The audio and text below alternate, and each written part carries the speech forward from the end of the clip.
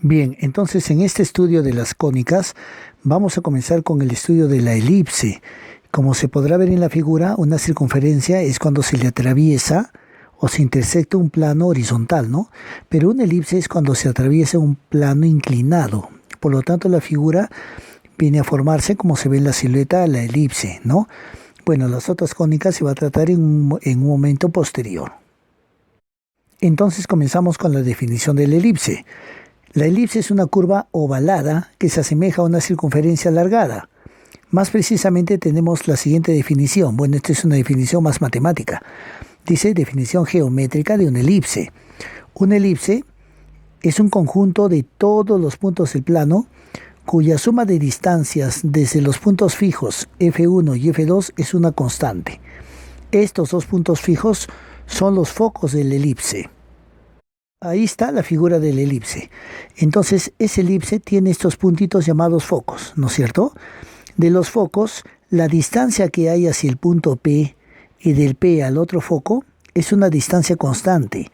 Si pongo cualquier punto, no solamente esos, podría colocar a otros puntos. Podría colocar de repente la distancia a un punto que esté por acá y de ahí al otro foco. Si yo sumo esas dos distancias, van a ser igual siempre una cantidad constante, ¿no? Podría tener inclusive una distancia así y luego así. Entonces esa suma de esas dos distancias también sería la misma cantidad constante. Y esa cantidad constante siempre tiene esta medida, 2 veces A, que vamos a empezar a estudiar en la complementación de la teoría que viene a continuación. Aquí podemos ver las elipses con centro en el origen. Ya dice la gráfica de cada una de las siguientes ecuaciones de una elipse con centro en el origen y que tiene las propiedades dadas. Bueno, vamos a decir que también a esto le llamamos una ecuación canónica. ¿Ya? Esta es ecuación canónica que le voy a anotar acá. ¿Ya? Es ecuaciones, cuando tenemos su centro en el origen, se le llama canónicas. ¿Ya? Es la ecuación canónica de una elipse. Entonces, en realidad, vamos a reconocer, empezando por abajo, que la elipse tiene dos posiciones. Una posición horizontal, como quien dice una elipse echada, y una elipse que tiene una posición vertical, o sea, una elipse parada se le dice. Y esto significa que la echada es cuando su eje mayor está paralelo al eje X. En cambio, una elipse parada es cuando su eje mayor es paralelo al eje Y, ¿no es cierto? Entonces, en la ecuación, ¿cómo reconocemos eso? ¿Cuándo es una elipse horizontal o echada? Bueno, cuando el valor de A cuadrado está debajo de X, ¿ya? Y el valor de B cuadrado está debajo de Y. Pero tenemos que tener bien claro que siempre A es mayor que B. ¿Por qué? Porque A es semieje mayor. O sea, es la mitad del eje, o sea, de su radio mayor es la mitad, porque el radio mayor es 2 veces A. En cambio, el radio menor, siempre el más pequeño, es 2 veces B. Como nosotros sobreentendemos, entonces A es mayor que B, siempre. Entonces, ¿cuándo es una elipse horizontal? Cuando A está debajo de la X y B está debajo de Y. Sin embargo, ¿cuándo es una elipse vertical? Al revés, cuando B está debajo de A, y B está debajo de X, perdón, y A está debajo de Y. ¿Ya? Entonces ahí la elipse es vertical. ¿Por qué? Porque el mayor valor está debajo de la Y. Entonces ahora vamos a ver cómo serían en este caso los vértices. Siempre y cuando el origen, el centro, esté en el 0, 0, entonces los vértices están a una distancia de más A y menos A. Para la derecha y para la izquierda, ¿no es cierto? Porque es una figura simétrica. Sin embargo, cuando la elipse es vertical es 0 más A y 0 menos A. ¿Por qué? Porque están en el eje vertical. Bueno, el eje mayor en la elipse que es echada siempre es horizontal y su longitud es 2 veces A. Su eje menor es vertical y su longitud es 2 veces B. Justamente en la elipse que es parada sucede exactamente al revés. La vertical es 2 veces A porque es el eje mayor y la horizontal es 2 veces B porque es el eje menor. ¿Ya? Los focos están antes de llegar al vértice. Los focos son más menos C, 0, porque es C, 0 a la derecha y menos C, 0 a la izquierda. Pero si la elipse fuera vertical, sería 0C para arriba y 0 menos C para abajo, ¿no? Porque es vertical. Entonces, ahí lo tenemos claro. Y ahí tenemos las gráficas para ver justamente esos elementos. Quizás lo más importante es reconocer que el eje mayor siempre será 2 veces A. El eje menor es 2 veces B. Y la distancia entre focos es 2 veces C. Siempre la distancia entre focos es 2 veces C. Eso no se ha puesto en las gráficas, pero lo voy a poner acá a un costado, ¿ya? La distancia entre focos es 2 veces C. Bien, continuamos entonces con la parte teórica. Bueno, lo que tenemos aquí es la definición de la excentricidad.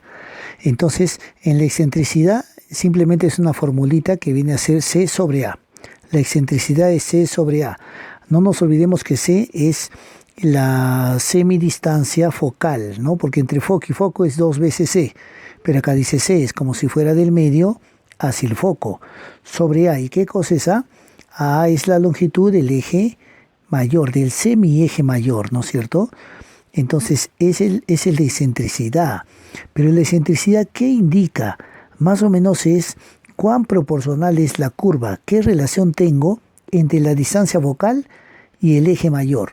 Entonces más o menos eso me va a dar de entender si la elipse es un poquito más apretada o más estirada o más achatada de los extremos, etc.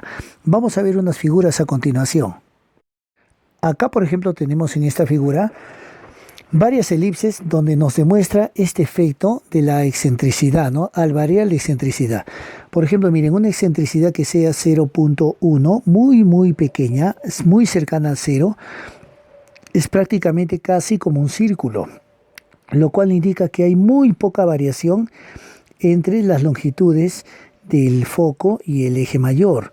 Sin embargo, aquí tenemos la excentricidad de 0.5, que es un poquito más. A medida que la excentricidad va creciendo y acercándose al 1, entonces quiere decir que la elipse se hace cada vez más echada, ¿no? Más ovalada. Entonces tengamos en cuenta, mientras se acerca más al 0, ¿ya? Es más circular. Mientras se aproxima más al 1, es más apretada, más estirada. Hay una mayor diferencia entre el eje mayor y el eje menor, ¿ya? Ahora sí vamos a pasar a la parte práctica.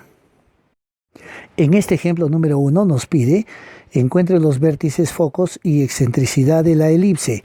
Determine las longitudes de los ejes mayor y menor y trace la gráfica. Son varias cosas, ¿no? Vamos a ver el primer ejercicio. Bien, acá por ejemplo voy a comenzar indicando que este tipo de elipse, como dice x cuadrado sobre 25 más y cuadrado sobre 9, automáticamente nos da a entender que tiene su centro en el origen, o sea, su centro es 0, 0, ¿no es cierto?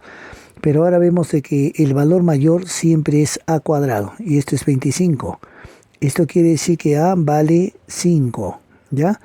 Y este a que vale 5 me da a entender que es la longitud del semieje mayor. De la misma manera el b cuadrado es igual a 9, o sea, b vale 3. Esto me da a entender que es el semieje menor, ¿ya? Entonces, como hemos visto que el valor de A está debajo de X por ser el mayor valor, entonces quiere decir que la elipse es echada. Más o menos yo tendría que hacer lo siguiente. A ver, voy a trazar un eje de coordenadas para poder hacer esta gráfica. Aquí tenemos, por ejemplo, el eje de coordenadas. Como A es la parte mayor, nosotros si sabemos que es echada, vamos a considerar el valor de A 5 para cada lado, luego del valor del centro cuando le corremos a cada uno de los lados, ¿no? Porque es la longitud del eje mayor. 2 veces A. Del centro A para la derecha y A para la izquierda. De la misma manera el B está en cambio para arriba y para abajo, porque ya dijimos que es una elipse que es echada, ¿no? Entonces podríamos sobreentender que la gráfica toma esta forma. Ya, a ver. Bueno, lo estoy dibujando a pulso, por eso es que también es posible que, bueno, no lo dibuje tan perfectamente. Entonces así sería aproximadamente esta elipse. Una cosita que vamos a sobreentender, entonces, es que los vértices siempre están en estos extremos, ¿no? Así. Y ahora nos está faltando los focos. Para hallar los focos, entonces vamos a hacer lo siguiente. Ya tengo, por ejemplo, acá la medida, pero voy a ir anotando las respuestas en un costado, ¿ya? Aquí, los vértices entonces sería, como el valor de A es 5, por lo tanto es 5, 0, y el otro vértice es el menos 5, 0, ¿no es cierto? Simétricamente para cada lado. Bueno, ahora me dice los focos, pero los focos depende del valor de C. Ya porque la distancia del centro a un foco es C y al otro foco es C. La distancia entre los dos focos es 2 veces C. Por lo tanto voy a aplicar el teorema de Pitágoras. Porque yo sé que existe la relación pitagórica siguiente. A cuadrado es B cuadrado más C cuadrado. Siempre. ¿Ya? Por lo tanto A cuadrado es 25. Ya lo sabemos. B cuadrado es 9. Y este es C al cuadrado. Como nosotros nos damos cuenta, C cuadrado es 16. Entonces de aquí sobreentendemos que el valor de C vale 4, ¿no? Esto quiere decir que los focos están ubicados 4 unidades del centro a la derecha y a la izquierda. Entonces esas 4 unidades están acá. Aquí estaría el foco y aquí está el otro foco, ¿ya? Siempre los focos están relativamente cerca a los vértices. Entonces voy a poner los dos focos. Pues entonces un foco sería el punto 4, 0. Y el foco de la izquierda sería menos 4, 0.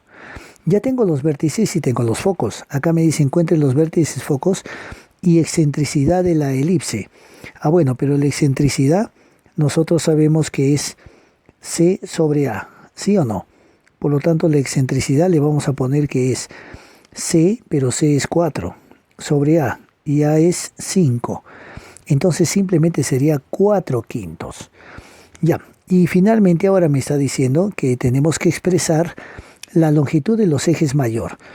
El eje mayor es justamente esto. A ver, en la figura voy a colocar así. De acá hasta acá, este fue el eje mayor, ¿no? O sea, la longitud entre vértice y vértice.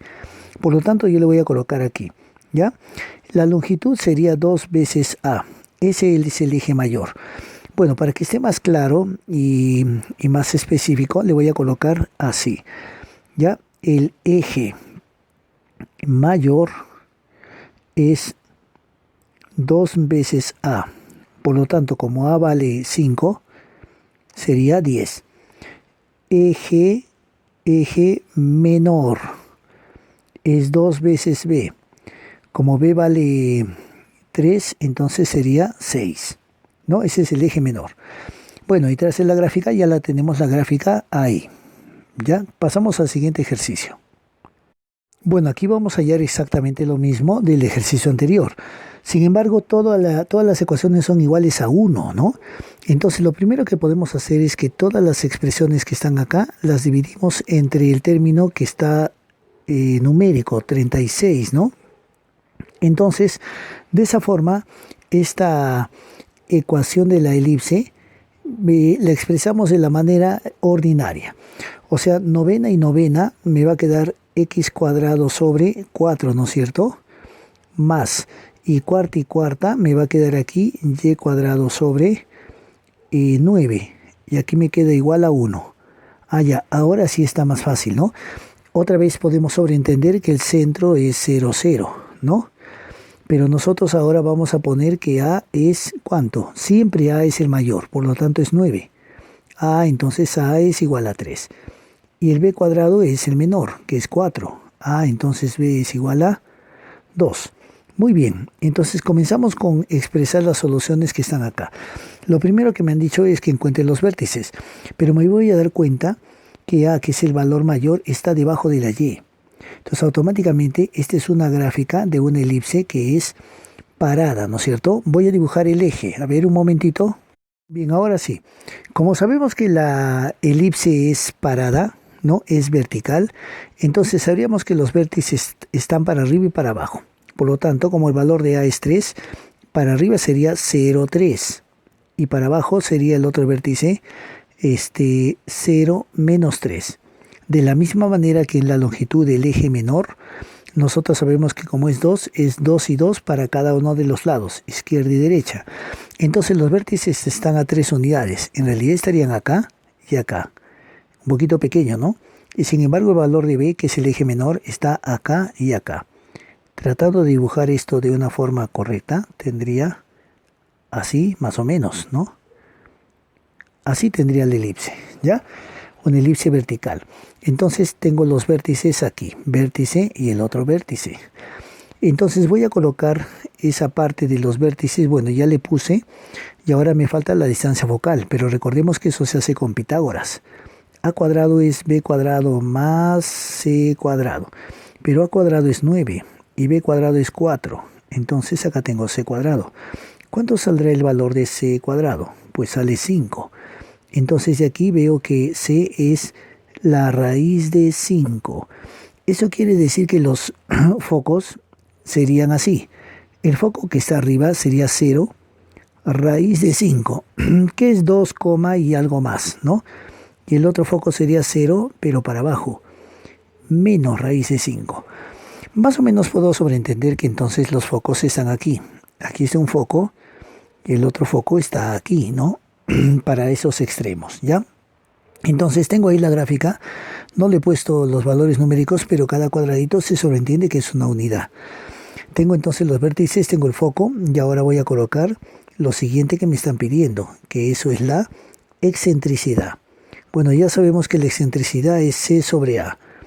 Por lo tanto, la excentricidad saldría c, que es la raíz de 5, sobre a. Y a es 3. Esa sería la excentricidad, ¿ya? Finalmente, vamos a colocar las últimas preguntas que nos han mencionado. La longitud del eje mayor. Voy a ponerle así, ¿ya? Eje mayor. Aquí le voy a poner eje menor. Bueno, pero el eje mayor es 2 veces a. Por lo tanto, el eje mayor 2 veces a tendría una medida de 6, ¿no es cierto? El eje menor es 2 veces b. Bueno, y b tiene una medida de 2 por 2, entonces sería 4. Bueno, y aparte nos está pidiendo la gráfica, ¿no? Y vemos que la gráfica está ahí contenida, que la hemos ido armando mientras que íbamos encontrando cada uno de los términos del elipse. Bien, en el segundo video vamos a trabajar puro ejercicio práctico de la continuación de los temas que estamos desarrollando.